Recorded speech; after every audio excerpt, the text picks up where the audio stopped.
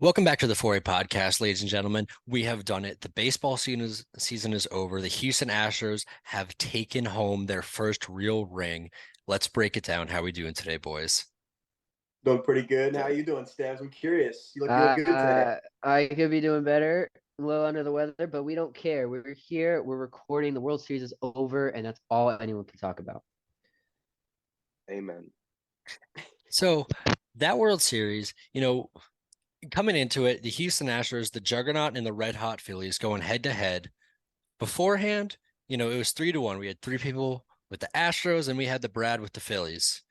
And I stood by that. I thought the Phillies stood a genuine chance, but the Astros overall were just a better team. And it showed their depth, their bullpen, the offense, everything else in between.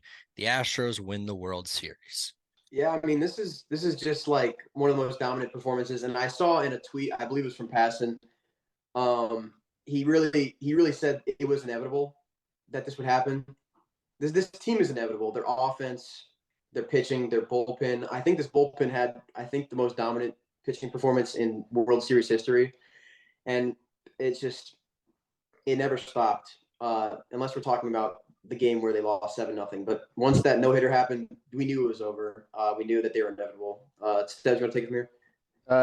Yeah, it was really the Astros were in a league of their own. I think they had the lowest bullpen ERA in World Series history. Postseason.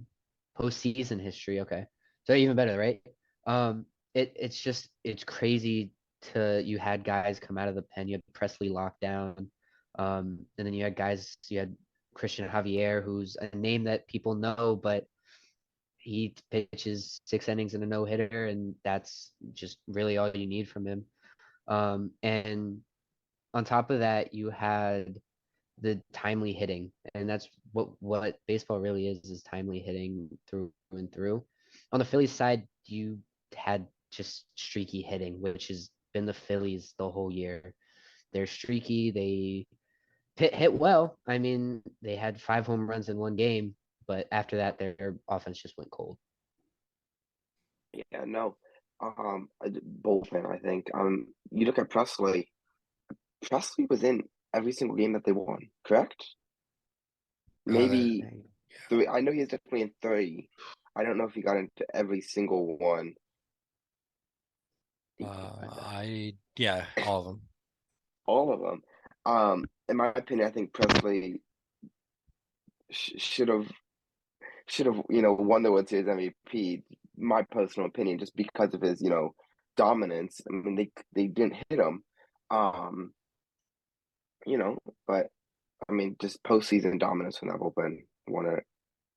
Yeah, and so we're going to bring you into that breakdown real quick. Game 1, Aaron Nola, Justin Verlander, two steeds on the mound. Bottom second, Kyle Tucker launches the ball 40,000 feet up in the air, only goes about 380 feet. 1-0 Astros. Maldonado singles, Gurriel scores, and can he tuck and do it again? He tuck and can. Kyle Tucker, 3-run bomb, second bomb of the game. But the game's not over yet. Castellanos, he goes for an RBI single in the top of the fourth.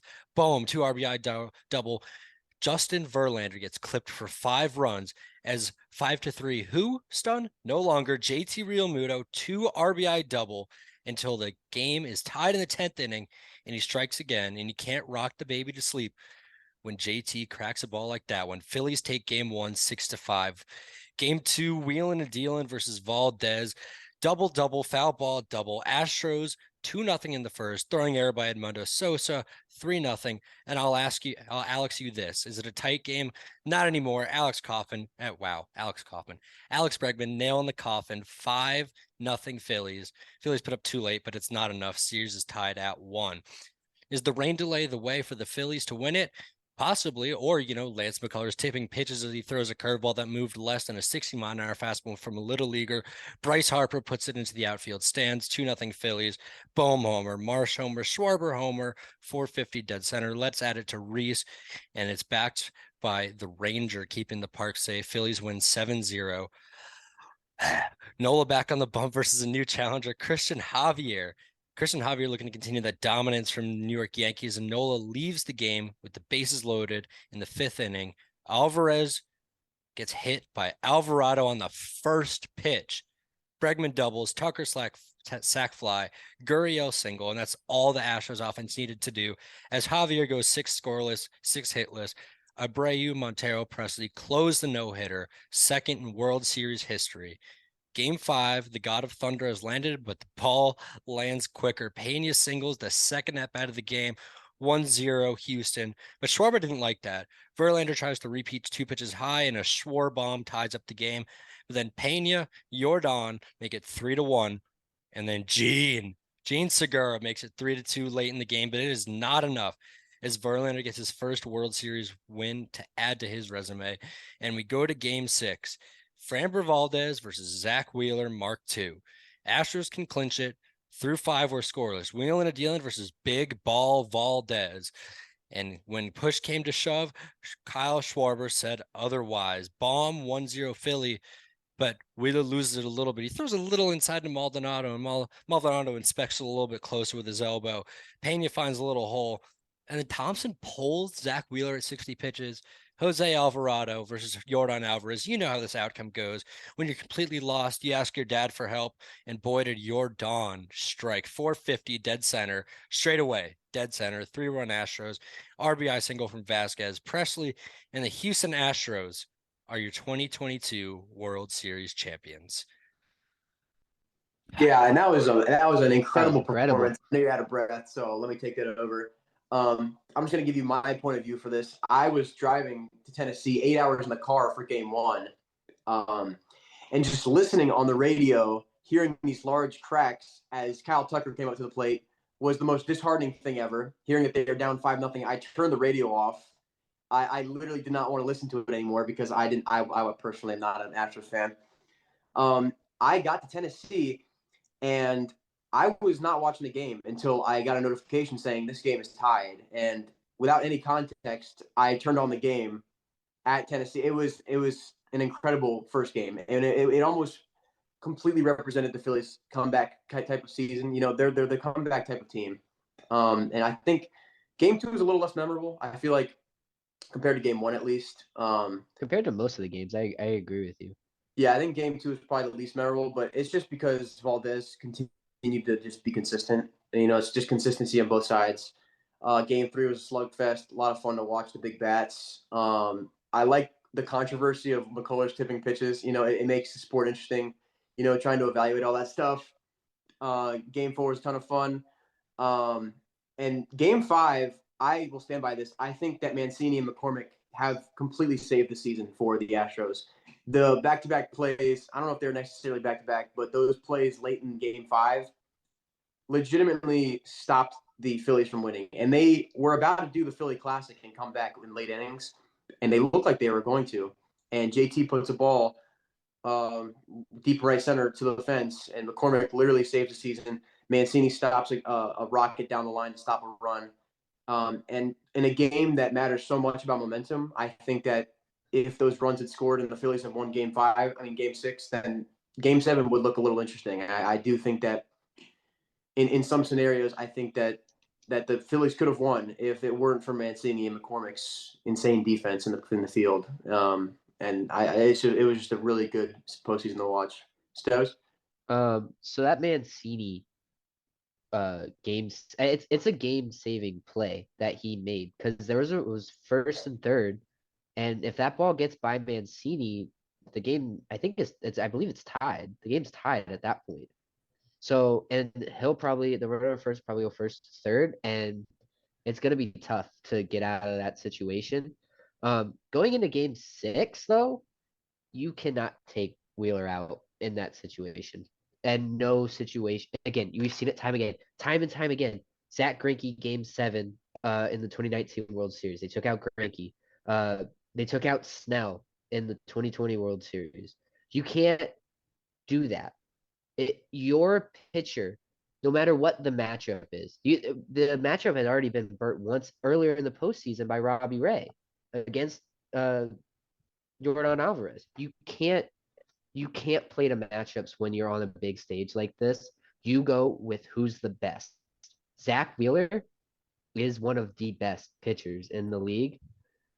You can't pull him out in that situation. And what are you thinking? No, I think the series changing, I think, is on that Chas McCormick catch. If he doesn't catch that, that hits the wall. That is a whole different game, whole different series. It switches everything. So that right there is that, and like you said, the Mancini play at first. Yuli Gurriel does not make that play. I don't think Yuli makes that play, and so that injury was the blessing in disguise for the Astros. Something that I really agreed with Stevs on was pulling, like the stupidity of pulling Zach Wheeler. But I really think it was a lose-lose situation for Rob Thompson. Like, given the fact, like, you don't pull Wheeler and he lets up the home run, why isn't Jose Alvarado in? But you put in Jose Alvarado, he lets up the home run. Why isn't Zach Wheeler still in? But I fall on the side of your ace, your guy that you're paying for over 5 years, over 100 million. This guy's at 60 pitches in the biggest game of your season. You roll with him. And if he's the one that gets snake bitten by the gopher ball, then that's what happens. But you roll with the best, and that's not what Rob Thompson did in this situation. Like you've seen time and time again, especially in the World Series, Jose Alvarado not coming through when he needed to come through most. And that's really what I think that was really like damaging to the Phillies in this game was obviously that at bat versus Jordan Alvarez is what did most of the damage that game. But it was just the situational managing that didn't occur. Yeah, and I think that Wheeler, even had he let the home run himself, he's still at 61 pitches. It's not like he still could go longer. And this isn't necessarily the most. This bullpen doesn't have like crazy depth. It's a really good bullpen in like 3 or 4 guys, but other than that, you really can't go that far. So having a starter not necessarily eat innings, but pitch more innings and go deeper into the game is crucial. And it's not like the situation looked good for Wheeler, but even if the situation went to the worst scenario, which it did either way, you still have Wheeler on the mound for probably 2 more innings. He's only at 60 pitches. I think that pitch count needs to be valued more than the situation because even if the situation gets to the worst, you still have the pitcher in and you still have a good amount of pitches. You can still hold them back. But when you took him out, not only did you stop your best starter from staying in the game, you also had the worst case scenario happen. So it all blew up in Rob Thompson's face. And I think in that sense, it's the worst case scenario. I think that you can say Rob Thompson was in a lose-lose situation, but it would have been less of a loss had Zach Wheeler been able to last more than that inning. No, this is not a reference to Sandy Alcantara. I'm so sorry, guys. But yeah, that was a very crucial thing, and I feel like in those do or die games, you can't pull your guy. So something that I was really like curious about when they pulled Zach Wheeler is it had been a constant thing that Rob Thompson was pulling him earlier in the game because his velo was dying down. So I went and looked at that real quick. And his four-seam fastball was averaging around 97.5 through the first couple innings. Sinker a little bit higher than that, probably because he gets a little bit better extension on it. But when we're looking at pivotal fifth inning or so, and where they're actually putting the ball in play, it seemed that the velocity was dying down like very, very last second, but it was still pretty high compared to what it normally was. And honestly, even at the end of the day, like fastball averaging 88 or 98, excuse me, and it drops to 96 in his last 2 batters. Like that's not, I still think you roll with your ace in that situation, especially as someone that can have command of the corners a lot better than Jose Alvarado and Zach Wheeler. Yeah, especially in the pivotal situation. I mean, stats are important for one thing, but in those game time decisions, I don't know if you can do that. Do you think that Rob Thompson's actually like live monitoring that stuff? I don't think that it's more of a Rob Thompson decision. I think it's really influenced by the front office there. But I think one of the things that we can really take away from this postseason and last year too is that analytics run really well through the regular season. But so much of what you have to rely on in the postseason is just the eye test. Like you see Houston does it. Like they let Valdez go when he's going. They pull him when he's not. I think the only example of when Houston really failed to do that was McCullers. Yeah. He should have been pulled earlier in that game but it also in his ability to go 5 innings, he did save the bullpen. So even though he might have been getting hit around the yard, Dusty could have been effectively punting that game and we may not know that. And it really saved the bullpen for the other two games in Philadelphia. Yeah, and I think McCullers isn't necessarily known as like a really bad postseason pitcher, so it was a little out of the blue, and it definitely was a result of the tipping. But this guy has been pretty dominant in starts, especially in the World Series. He's been known to do some stuff in that. It's it's interesting to see him do so poorly. I speak so highly on Lance McCullers in the postseason because he's done this before, but it's a little disappointing game 3. But I do like the idea of maybe punting a game. And something I found interesting was just like the Astros allowed 32 runs in 13 games this postseason. 22 of them came from Verlander and McCullers. So if you get rid of that, across the rest of the Astros pitching staff, 10 earned runs. That's pretty impressive. Like, you got to trust your guys, and Dusty could. Yeah, I think Javier legitimately doesn't have enough emotion to care. It's strange. How can you be so cool about it in such an intense situation? And even going to the bullpen too, for Abreu, for Presley, you really everyone there and every pitcher that you did not mention seems to not be in their own head. But I think McCullers and Verlander are in their own head. Verlander is known as the worst postseason like World Series pitcher of all time, and when you get told that a million times, he's going to start believing it. And it's hard to turn that around as a pitcher, because it's like a psychology thing. He continues to hear the same thing, and he's now accepting of the fact that he's not a good postseason pitcher. And in a World Series, sorry. I don't think that he's accepting of that. I think he's like still going out there every time being like, I don't think what happened in the past influences his next start. Yeah, I don't know. It's just it's very consistent with him. He's just consistently poor in World Series starts. So is it him getting in his own head? Because he clearly has the stuff in the regular season. Where does that go in these clutch moments? It's got to be in his head somewhere. I think like there's to some degree like the competitiveness of at bats. Like people are more prone to punishing mistakes in the postseason than they would be in the regular season, just like because of how locked in you are. Like you have Castellanos quoting that like, he's playing this better defense. Like he's playing average postseason defense, but it's better than his regular season because it's so difficult Yeah. to lock in for all 162. But when the postseason everything's on the line, um, when everything's on the line, you can really focus more. And I think that's what happens in those Verlander at bats and those Verlander games. And normally all that damage is coming early against Verlander, except in the game one, except in game one where it kind of happened midway through. But you can either look at it as like they got to jump him early or once he starts to wear down, because Verlander's pitch count was getting pretty high when he got hit. So I think it's more of a you got to jump him early and you can't let him get locked in. Yeah, he did get locked in. Aiden, you want to say something?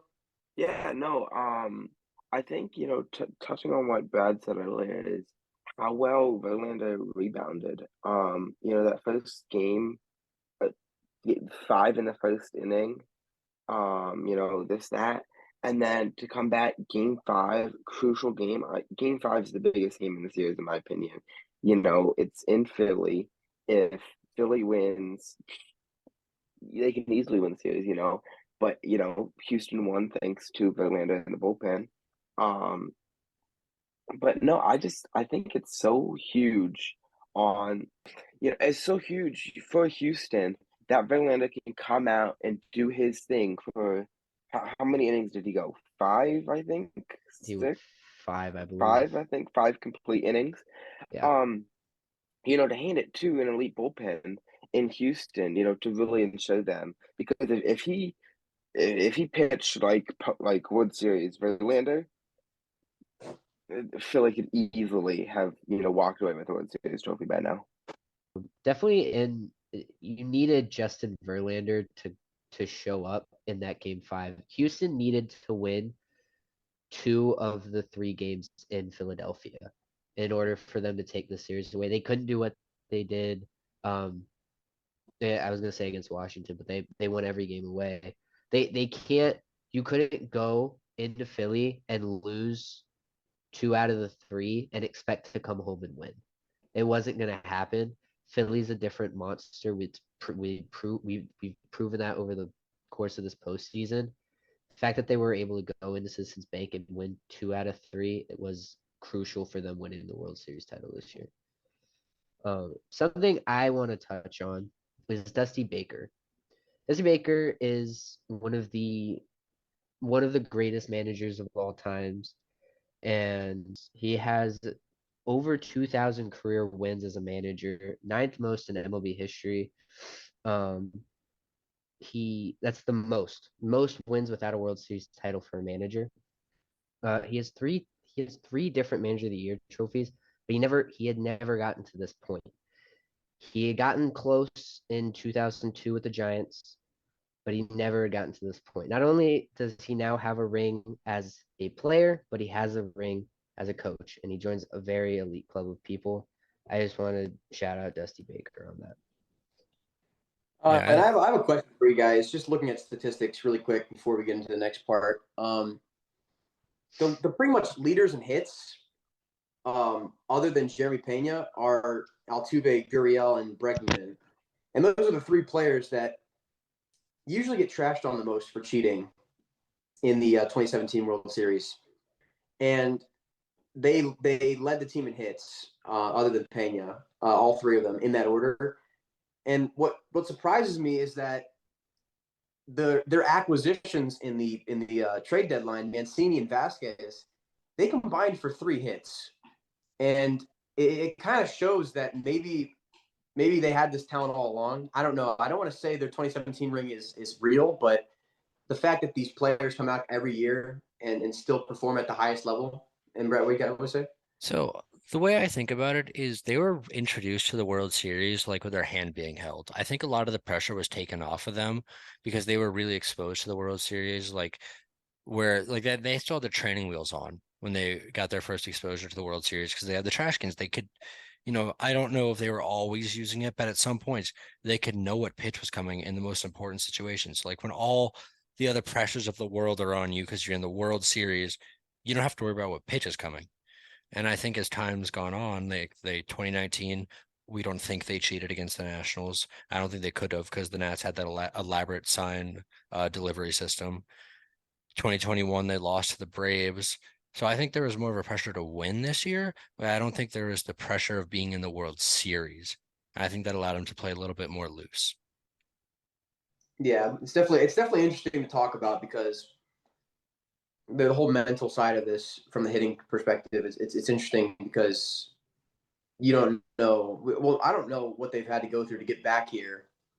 But it seems like they've already had this super team this whole time. But for Altuve to come back after 2020, having a down year in 2020, to having ultimately one of the best seasons this season in his whole career, it is incredible to me still. But that's a conversation for another day, talking about whether they are still eligible for the Hall of Fame and all that stuff. But does anyone want to take to the next part? So something that I was like really looking forward to was this competition that we had this postseason. And in this postseason, we've had some really good rounds from some people and some really bad rounds. Coming into today, I led the competition with 12 points, tied with Tom. Then we had Aiden in second with 9, and we had latecomer Steves with 4.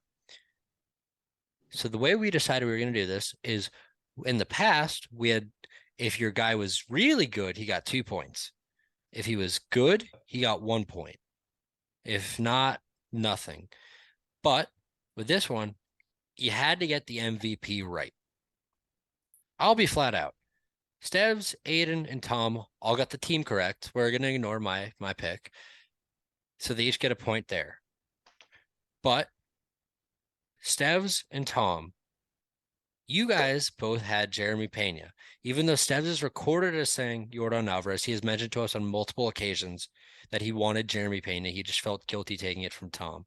However, Tom, you get the 5 points because you picked it in the ALCS episode.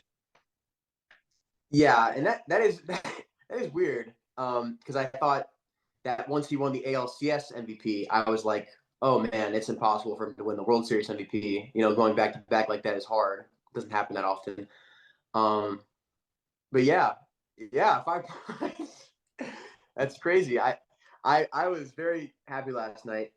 Did we predict how many games it would finish in two? So Aiden and Tom, you guys both got that right. Stevs, you got the team right, but you didn't get the number of games I correct. did. I did Yes. 5, didn't I? Yeah. Yes. Okay. Steph's had Astros in 5. Me and Tom had Astros in 6, and then Brad had Phillies in 5. Yeah. Um, I still don't disagree Yeah. with my logic there. yeah. No, No. it makes It was smart. If you wanted to win the competition, Yeah. you really kind of had to go away from Tom. Yeah. Because and he got it perfect, so there was no way any of us could have won. Mm. But it's interesting to see the standings of how close we all came. Even Stevs wasn't completely out of it with your does out of left field. He's coming in. He's coming So- up. yeah. Finishing in Maldonado. 4th place, we have Stevs. You finished with 8 points. Still a good showing for Surprising. only being able to participate in 2 rounds. Yeah. Like, honestly, with those 8 points, if we go back to the other rounds, you would have been in 2nd. You would have been ahead of Tom and Aiden. It's good. So That's good.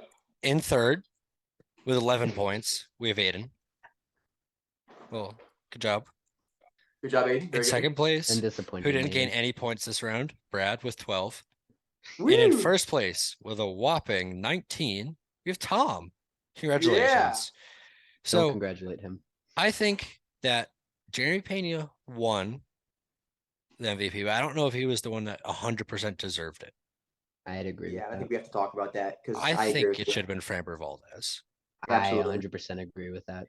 I think Aiden when wants you- Presley. Aiden wants to talk I- about Presley. No, but I think no. I don't want to talk about it because I can't talk for a long time. But I think it definitely either should have gone to Valdez or Presley. Presley, no runs off him, I believe. Yeah, there was an unearned run. An unearned run. Unearned. And like 3 hits, I think, off of Presley in total. So around that, he came into every game that they won and shut the door. And then you had Valdez, who I think it should have been either one of them. I very much disagree with your Ryan Presley statement. I think maybe if he had a couple 2-inning saves, then it would have been an arguable statement.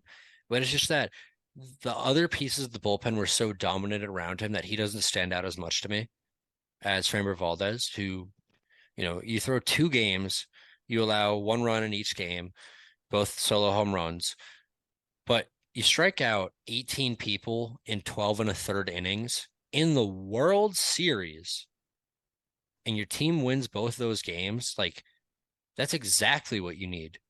Do we have a comparison between Valdez and Strasburg? I feel like I can both give of you them- Valdez stats. I'll- I can't give you Strasburg. I'll give you I- Strasburg if you talk I on was gonna Valdez. say, I feel real quick. All I right, feel like both of them I'll are talk about like Valdez for a Yeah. quick second. So he pitched 2 games, obviously, in the World Series. He pitched over 10 1/3. He gave up 11 hits, 6 runs, all of them earned.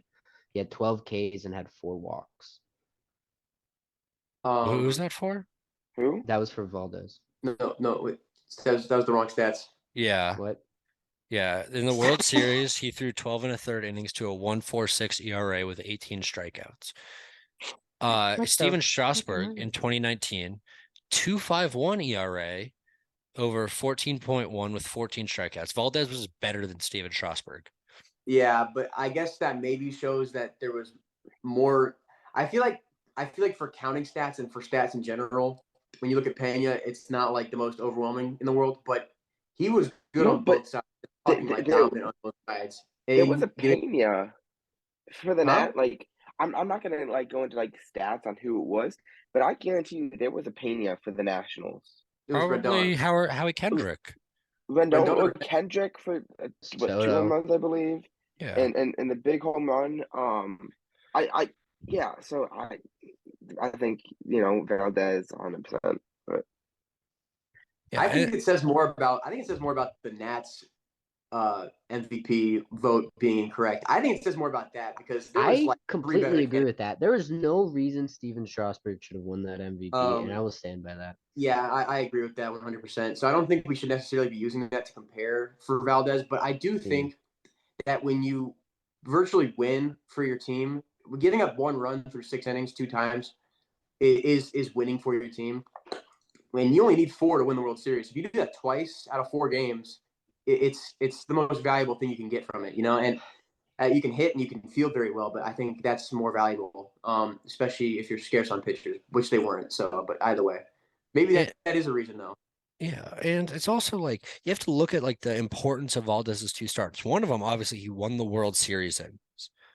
Like he won the World Series for his team. Obviously, the team scored the runs, but he kept the other team to 1 run. And in game 2, his other start, in game 2 in his other start, if he loses that game, Philly's going home with a 2-0 lead. Like that's where my prediction works. Like Phillies in 5 going home with a 2-0 lead, Citizens Bank, like Framber Valdez was the reason the Astros won this, in my opinion. I think obviously like you have to look at like offensive importance, like people stepping up at the right time, but there's no one individual you can point to on the offense. I think if you were to, that might be Jeremy Pena. Which is why I think he got the award. But I think Framber's overall influence and winning probability really skyrocketed higher than Jeremy Pena. I think Pena had I'm not sure of the exact stats, but with the way he stopped, he saved some runs. I think that can be converted into some sort of weighting for the MVP.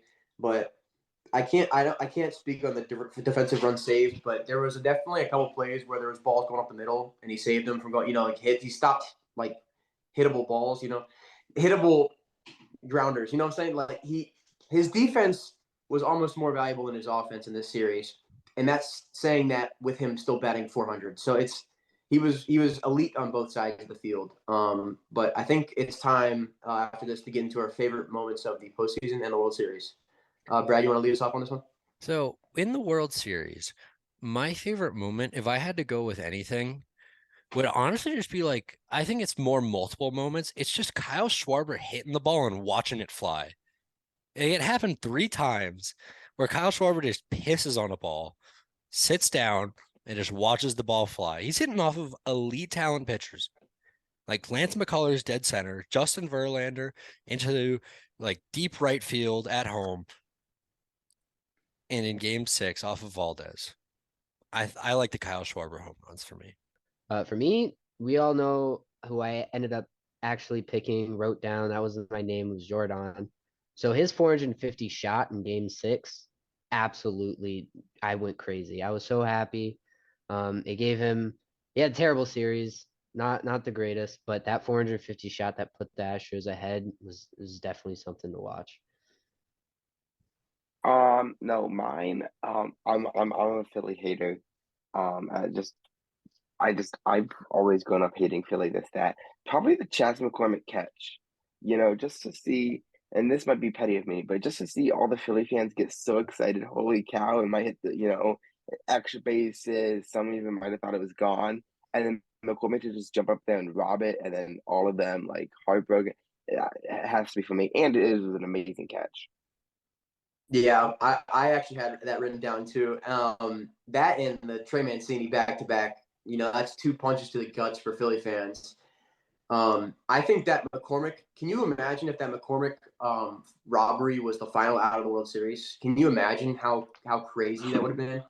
I mean, that would have changed everything. I still think that running catch by Tucker in the corner is a cool way to end it. Like you got some pretty boring ways to end it. You could have like a ground out to first base, and that's pretty boring.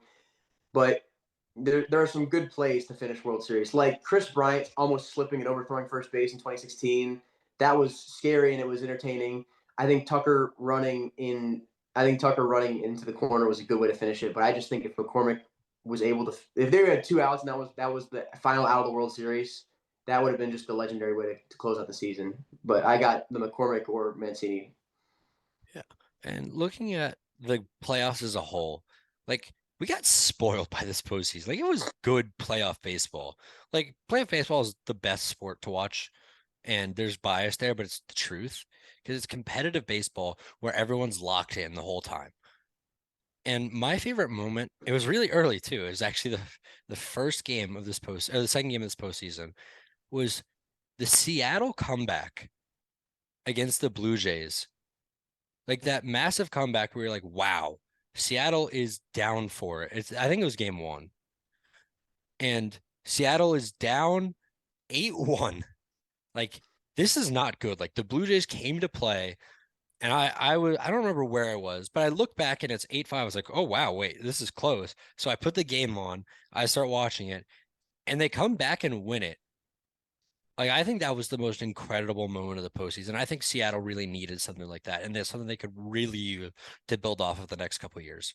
For me, it was in the Phillies Braves series. It was game 3 when Rhys Hoskins had the bat spike. That moment for me, I was watching it when it happened, and it was electric through and through. I'm not even a Philly fan. I okay with Rhys Hoskins. He's a good ball player and I like him, but that moment kind of showed that Philadelphia is gonna be more than just a spoiler. They are a team to be reckoned with, and they proved it, and they gave Houston a run for their money. Yeah. I got the bottom of the 8th, game 5, San Diego versus Philadelphia. Bryce Harper go-ahead home run. I don't know. Whoever was watching the game live, I think they'll remember where they were when they saw Bryce Harper hit a legacy home run. That really solidifies someone's legacy when they're playing like that. And I honestly realized that that's how postseason baseball can bring people together, because I was at the gym, and in between a set of benching, I walked over to a TV screen to watch Bryce Harper bat, because it was Bryce Harper, late innings. It's the Philly Magic. And there was 4 other guys watching the screen, the same screen as me. There was one Houston Astros fan, and there was 3 just baseball fans. And when that home run happened, everyone went nuts in the gym. And it was crazy to see that there's actually a lot more people that are just as invested as you at the gym watching baseball. It's fun to see. Aiden, what do you got? Personally, I'm also gonna go early. I'm gonna go game 1 of the Padres Mets series. What they did to Max, 4 home runs. I'm just gonna say the whole game. 4 home runs and absolute like dominance. And I think after that game, that's really when you knew San Diego had a good shot, to make a deep run in this playoffs. And it kind of shut the Mets fans up. So one thing I hate more than Phillies fans are Mets fans. So it kind of humbled them a tiny bit to game 2 when they, came back, and then obviously game 3. But game 1 of that series. Yeah, like honestly, my second place was I hate the Padres. I'm a Dodgers fan, but I thought one of the most unique moments of the postseason was Max Scherzer walking off the field to a chorus of boos from his home fans. Like, I thought that was one of the most unique moments. I wouldn't call it a good moment. I think unique is the perfect word to summarize that. All right, we Yeah, got any I think lasting thoughts on the postseason? It it's was a just gonna be a great memorable. postseason. I'm not gonna forget this one for a while. No, Yeah. I think it'll be interesting. Now we've had like back to back to back seasons of these underdogs kind of coming through and making deep runs. And I think, especially this one with the Phillies and even the Padres making it to the CS, going to 2 powerhouses. I think it'll be fun, for the upcoming postseasons. Um, to just coming up, and nobody's out of it. You make the playoffs, we'll see what happens. All right. Thank you all for joining us for this awesome postseason run. You've heard our postseason competition. You've heard our thoughts. Thank you all for joining us, and we hope you stick with us for this amazing offseason. Peace.